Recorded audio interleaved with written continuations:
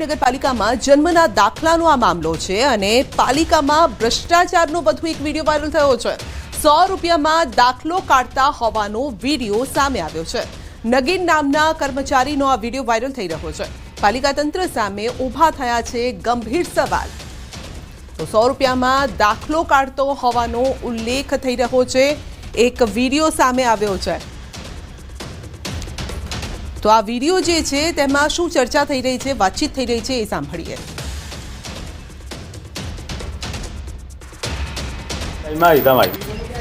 સોમવારમાં number આવી જાય કેટલા 100 રૂપિયા દો લોકો તો બસો બસ આલીને જાય ના ના વાંધો નહીં 100 રૂપિયા પકડો નંબર ચોક્કસ આવી જાય મારું આવી ગયા હે 9 વાગે તમે આવી જજો। હા 100 વાગે શું આવી જવું ફોન કરજે હે શું નામ કાકા નગીનભાઈ। નગીનભાઈ બરોબર અહીંયા નોકરી કરી આવો હમ નગરપાલિકા નગરપાલિકા સોમવારમાં નંબર આવી જાય આવી ગયા હે જવાબદારી મારી તમારી બસ કેટલા 100 રૂપિયા દો લોકો તો બસો બસ આલીને જાય ના ના વાંધો નહીં 100 રૂપિયા પકડો નંબર ચોક્કસ આવી જાય મારું આવી ગયા હે 9 વાગે તમે આવી જજો। હા 100 વાગે શું આવી જવું ફોન કરજે હે શું નામ કાકા નગીનભાઈ। નગીનભાઈ બરોબર અહીંયા નોકરી કરી આવો તો આ અંગે વધુ અપડેટ મેળવીશું સંવાદદાતા હાર્દિક પાસેથી। જી હાર્દિક, 100 રૂપિયામાં જન્મનો દાખલો। હા સંજય, ચોક્કસથી જે પ્રકારે સતત બાયડ નગરપાલિકા તંત્રનું જે નામોશી થઈ રહી છે, ખાસ કરીને જે પ્રકારે વિડીયો હવે સામે આવી રહ્યા છે, કારણ કે લગભગ રોજના 100 અરજદારો અહીં આવતા હોય છે અને આ સંજોગોમાં તેમની પાસેથી પહેલા તો જે પ્રકારે વિનામૂલ્યે મળતા જે જન્મના દાખલાનું જે ફોર્મ છે તેના પૈસા લેવાની બાબત આવી હતી, જેનો વિડીયો વાયરલ થયો હતો અને હવે 2 દિવસ બાદ ફરીથી વધુ એક વિડીયો વાયરલ થયો છે કે જેમાં માત્ર 100 રૂપિયામાં જન્મનું પ્રમાણપત્ર આપવામાં આવી રહ્યું છે। એટલે કે ખૂબ મોટી બાબત કહી શકાય। જે આ વ્યક્તિ છે નગીન નામનો જે કર્મચારી છે તેને હાલ તો છૂટો કરી દેવામાં આવ્યો છે, જે તંત્ર છે નગરપાલિકા તંત્ર તેમના દ્વારા અને છૂટો કરીને પોતાની જવાબદારીમાંથી તેઓ દૂર થયા છે। પરંતુ જે પ્રકારે સતત આક્ષેપો થઈ રહ્યા છે કે ત્યાં લાંબી કતારો લાગી રહી છે, નાના ભૂલકાઓ સાથે બાળકો સાથે પરિવારો ત્યાં પહોંચે છે, કારણ કે બાયડ જ નહીં ખેડા મહીસાગર જિલ્લાના અનેક લોકો અહીં જન્મના પ્રમાણપત્ર માટે આવતા હોય છે, જેમને ટોકન આપી અને લગભગ તેમને 5 થી 15 દિવસ રાહ જોવી પડતી હોય છે। પરંતુ કેટલાક લેભાગુ તત્વો આ બાબતમાં 100 રૂપિયાથી લઈને 500 રૂપિયામાં આ પ્રકારનો વહીવટ કરી અને એક જ દિવસમાં જન્મનું પ્રમાણપત્ર આપવાની બાબત સામે આવી રહી છે કે આ પ્રકારના વિડીયો જે વાયરલ થઈ રહ્યા છે તેમાં ક્યાંક ને ક્યાંક ખૂબ મોટો ભ્રષ્ટાચાર નાના કર્મચારીઓ કરી રહ્યા છે અને જે ઉચ્ચ કર્મચારીઓ છે, ઉચ્ચ કક્ષાના કર્મચારીઓ તેઓ પણ આ બાબતે જાણતા જ હોઈ શકે છે, કારણ કે લગભગ આખા મહિનાનો ગણવા જઈએ તો લાખો રૂપિયાનો વહીવટ થતો હોય છે અને આ છેલ્લા 8 થી 9 વર્ષ હા એક્શન એ લેવામાં આવી છે। જે નગીન નામનો જે શખ્સ જે કર્મચારી છે તેમનો કે જેનો વિડીયો પણ વાયરલ થયો હતો તેની સામે એને કાર્યવાહી કરવામાં આવી છે, તેને તાત્કાલિક અસરથી છૂટો કરી દેવામાં આવ્યો છે। પરંતુ આ બાબત ખૂબ મોટી કહી શકાય સંધ્યા, કારણ કે જે બાબત હવે સામે આવી છે તે ક્યાંક ને ક્યાંક અગાઉ જે ઉચ્ચ અધિકારીઓ છે તેમને પણ ખ્યાલ હોઈ શકે છે। જે ચીફ બિલકુલ હાર્દિક, કારણ કે કર્મચારી નાનો એવો કર્મચારી કેવી રીતે આખો દાખલો કાઢી શકે? સિગ્નેચર હોય અને ઘણી બધી બાબતો હોય જે વેરીફાઈ કરવાની હોય છે એમાં।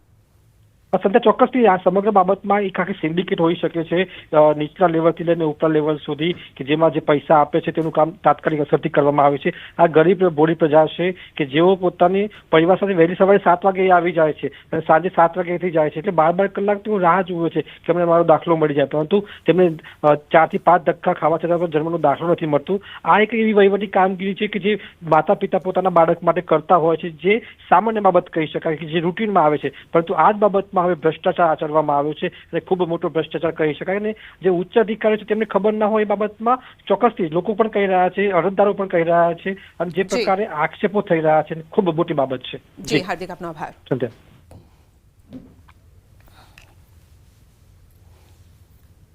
જૂનાગઢના માણાવદરમાં વ્યાજખોરો બેફામ બન્યા છે। વ્યક્તિનું અપહરણ કરીને મરાયો છે ઢોર માર। પોરબંદરના ગરેજ ગામના શખ્સનું નાનડિયા ગામેથી અપહરણ થયું છે અને વ્યાજના પૈસા ચૂકવી દીધા હોવા છતાં પણ કરતા હતા પઠાણી ઉઘરાણી। તો વધુ પૈસા આપવાની ના પાડતા અપહરણ કર્યું અને માર મારી કુલ 1.5 લાખ રૂપિયા પડાવી લેવાયા છે। ઘટનાના સીસીટીવી સામે આવ્યા છે અને સીસીટીવીમાં શખ્સને માર મારતા દેખાયા છે વ્યાજખોરો। 5 શખ્સ સામે નોંધાઈ છે પોલીસ ફરિયાદ। અને મારે પૈસાની લેતી બાબતના 3 વર્ષ પહેલા વ્યાજના પૈસાની લેતી દેતીના મામલે આ વિનુવારે મારે 2-3 વખત ચર્ચા થયેલી, તો મેં પૈસા ચૂકવી દીધેલા હોવા છતાં વ્યાજને પૈસાની ઉઘરાણી વારવાર કરવા છતાંય કે તારે 3 વર્ષથી તને અમે ગોતીએ છીએ અને જાનથી મારી નાખવાની ધમકી આપી હતી. તો મેં કીધેલ કે ભાઈ મારી પાસે પૈસા નથી, તો કે તારે વ્યાજ છે કે પૈસા દેવા પડશે. એવી રીતે મને પેલા 2 વ્હીલમાં અપહરણ કર્યું મારું. વડોદરાના જાંબુઆ બ્રિજ નીચે થયો અકસ્માત. રોડ પર પડેલા મોટા ખાડાના કારણે અકસ્માત સર્જાયો છે. બાઇક સવાર દંપતીને નડ્યો અકસ્માત. નેશનલ હાઈવેથી વડોદરા પ્રવેશતા રોડ પરની આ ઘટના છે. અકસ્માતમાં બાઇક ચાલકની ઈજા પણ પહોંચી છે, તો ગંભીર ઈજા પહોંચી છે. સારવાર માટે હોસ્પિટલ લઈ જવાયા છે. ઘટનાના સીસીટીવી ફૂટેજ પણ સામે આવ્યા છે. તો અકસ્માતના આ દ્રશ્યો જોઈ લો. જો કે અકસ્માત બાદ આસપાસના જે લોકો હતા, રાહદારીઓ હતા, તેઓ પણ મદદે દોડી આવ્યા હતા.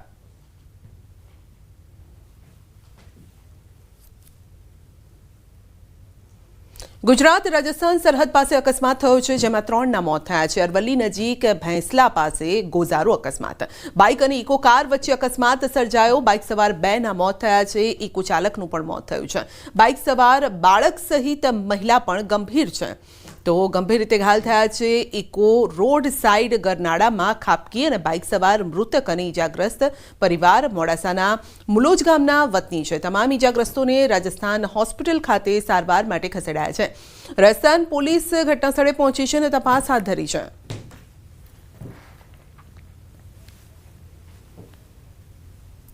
સુરેન્દ્રનગરના મૂડી તાલુકાના ખાખરાડા ગામની સીમમાં કાર્બોસેલના કૂવામાં ચાલક સહિત લોડર ખાબકવાનો મામલો છે અને 36 કલાકની ભારે જહેમત બાદ કાર્બોસેલના કૂવામાંથી મૃતક લોડર ચાલક અજયભાઈ બોહકિયાની લાશને બહાર કાઢવામાં આવી છે. સ્થાનિક તરવૈયા તેમજ રાજકોટ ફાયર ફાઇટર ટીમ દ્વારા લોડર ચાલકની લાશને બહાર કાઢવામાં આવી છે. ગેરકાયદેસર કાર્બોસેલના કૂવા પાસેથી સેન્ડસ્ટોન લોડર મારફતે ભરતી વખતે સ્ટીયરિંગ પરથી કાબુ ગુમાવતા બનાવ બન્યો છે. લોડર અને ચાલક બંને કાર્બોસેલના કૂવામાં ખાબક્યા અને તંત્ર દ્વારા તેમને બહાર કાઢવાની કામગીરી હાથ ધરાઈ.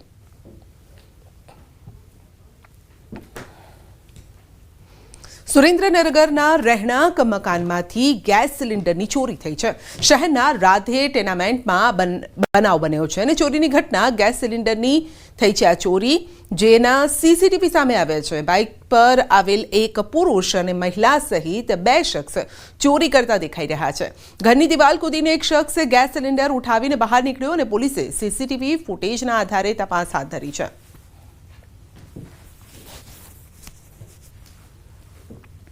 આ તરફ મહેસાણાના કડીમાં તસ્કરો બેફામ બન્યા છે. સોસાયટીમાં ઘૂસીને તસ્કરોએ એક્ટિવાની ડિક્કીમાંથી 4 લાખ રૂપિયાની ઉઠાંતરી કરીને ફરાર થઈ ગયા છે. કડીના થોડ રોડ રાજેશ્વરી સોસાયટીમાં ચોરીની આ ઘટના. બેંકમાંથી 5 લાખ રૂપિયા ઉપાડીને એક્ટિવાની ડિક્કીમાં મૂક્યા હતા અને આ દરમિયાન બંને ચોર યુવકનો પીછો કરીને તેની સોસાયટી સુધી પહોંચ્યા અને ઘરે પાર્ક કરેલા એક્ટિવાની ડિક્કીને નિશાન બનાવીને 2 ચોર 4 લાખ રૂપિયા ઉપાડી ગયા. ચોરીની આ સમગ્ર ઘટના સીસીટીવીમાં કેદ થઈ. બીજી તરફ કડી પોલીસે સીસીટીવીના આધારે તપાસ હાથ ધરી.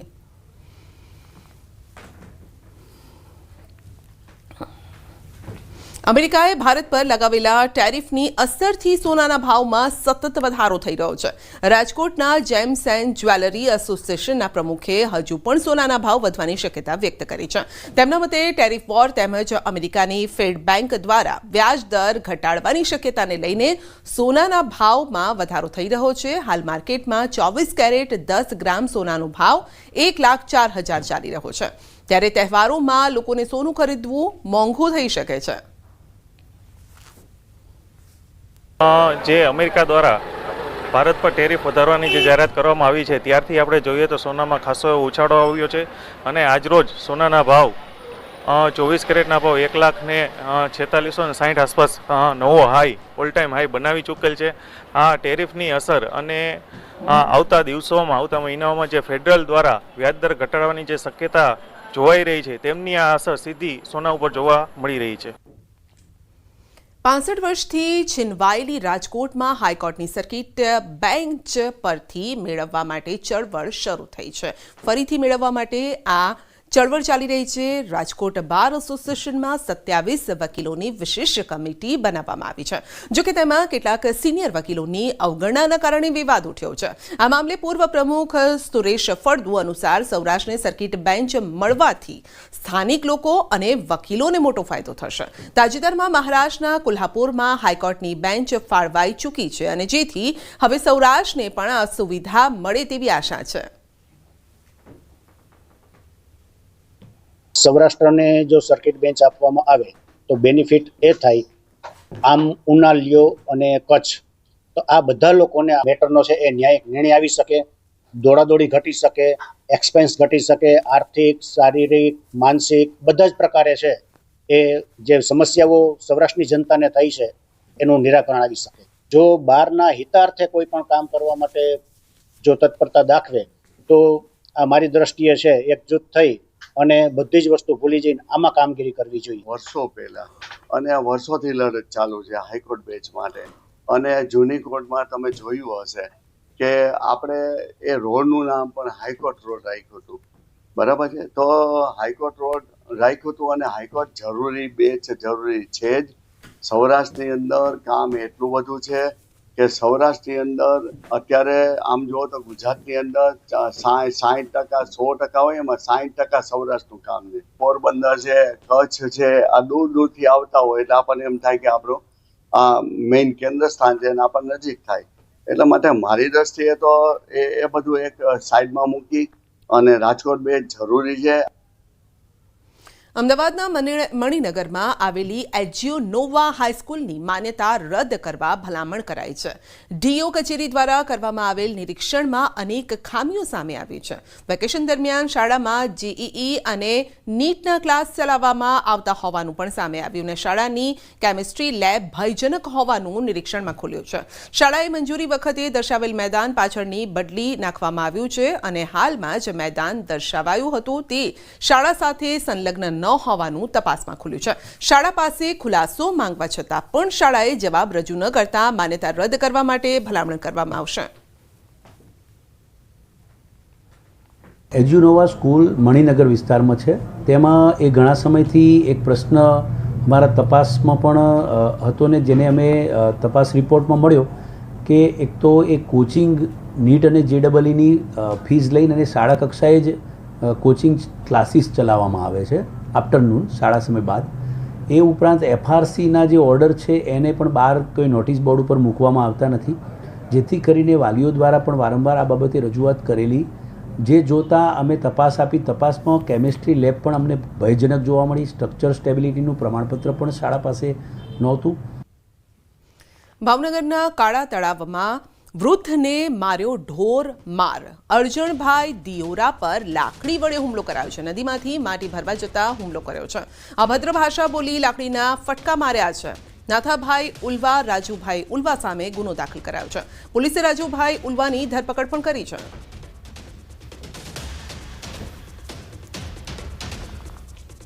તો ભાવનગરમાં ખેડૂત પર હુમલાનો મામલો અને સુરતમાં પાટીદારોમાં ફેલાયો છે ભારે રોષ. કાળા તળાવ ગામે ખેડૂત પર કર્યો હતો હુમલો. સુરતમાં પાટીદારોની સંકલન બેઠક મળી. 100 કારના કાફલા સાથે કાળા તળાવ જશે. અસામાજિક તત્વોએ હથિયારથી હુમલો કર્યો. સુરતના કાળા તળાવ ગામમાં સુરતના કતાર ગામમાં 2000 પાટીદારોની બેઠક પણ યોજાઈ અને બેઠકમાં પાટીદાર સમાજના અગ્રણી ઉપસ્થિત રહ્યા. પાળો બનાવવા માટે એક બાજુમાં જતી એક નહેર કે જેમાંથી 1 થી 2 બોડી જેટલી રેતી લેવા માટે જાય છે અને ત્યાં અસામાજિક તત્વોના ભેગા થઈને આ વ્યક્તિને પાવડાના હાથા, કુહાડી વડે બેફામ રીતે જેવી રીતે મારવામાં આવે છે તે ખૂબ જ ગંભીર ઘટના છે. આવા અસામાજિક તત્વો પાટીદારના કે કોઈ પણ ના વયોવૃદ્ધ વડીલોને આવી રીતે અત્યાચાર ન કરે. આવા લુખ્ખા તત્વોને ટાંટિયાતોડ સર્વિસ નહીં, એમને એવી કોઈ સજા આપો કે આવતા સમયની અંદર ક્યારેય પણ આવા બીજા કોઈ લુખ્ખા તત્વોને પગલાં ભરવા હોય ને તો 100 વાર વિચારે કે આની અંદર આવું થાય છે કે નહીં. કોઈ ઘટના અર્જણભાઈ સાથે નથી ઘટી, સમગ્ર સમાજ સાથે ઘટી છે ને આ સમગ્ર સમાજનો મુદ્દો છે. એક ચોક્કસ સમાજને ટાર્ગેટ કરીને આ લુખ્ખાઓ, અસામાજિક તત્વો એના મોઢામાં લાલ ટપકે છે કે અમે જમીન પડાવી લઈશું, ત્યારે એના મોઢામાંથી લાલ ટપકતી હોય, ટપકતી જ રહી જશે. અમે ચોક્કસ આ યુવાનોએ ભેગા થઈને ગઈકાલે જે સુરતની અંદર મિટિંગ થઈ એમાં નક્કી કર્યું છે હવે પછી આ પ્રકાર સીધા આપણે લઈ જઈશું હવામાન વિભાગની પ્રેસ કોન્ફરન્સમાં। रेनफॉल की संभावना है। जो आपका डेट है 15 अगस्त से लेकर 21 अगस्त तक जो मॉडल गाइडेंस है इसमें अब नॉर्मल का संभावना है। ओके वो डेली के लिए नहीं होता है, वो वीक के लिए होता है। ठीक है मैडम, एक्सटेंडेड रेंज फोरकास्ट जो होता है वीक।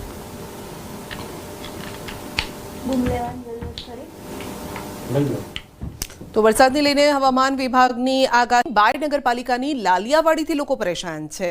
જન્મના દાખલા માટે આવતા અરજદારોને ભારે હાલાકી ભોગવવી પડી રહી છે।